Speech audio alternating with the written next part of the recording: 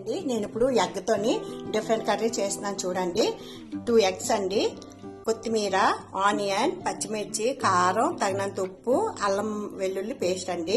వీటితో నేను ఎగ్ ఫ్రైలా చేస్తాను చూడండి. 1 స్పూన్ ఆయిల్ వేసానండి. ఇందులో పచ్చిమిర్చి వేసి ఆనియన్ వేసి ఫ్రై చేసిందండి. ఇప్పుడు ఇందులో మనం ఎగ్ వేసేస్తాం అండి. ఇందులో ఆల్రెడీ నేను అల్లం వెల్లుల్లి పేస్ట్, సాల్ట్ వేసేసాను. ఎగ్ వేసి మనం ఇది ఫ్రై చేసుకోవడం బాగా ఫ్రై అయ్యాక కొత్తిమీర వేసి దించేసిన క్రష్డ్ ఎగ్ భుజియా రెడీ అయిపోయిందండి.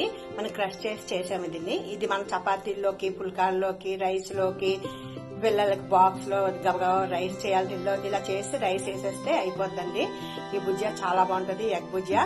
మీరు కూడా ట్రై చేసి చూడండి. ప్రతిదీ నేను బాగున్నదే మీకు షేర్ చేస్తానండి. మీరు కూడా ట్రై చేస్తారని నాకు తెలిసింది, నలుగురితో షేర్ చేసుకుందామని నేను ఈ వీడియోస్ చేస్తున్నానండి.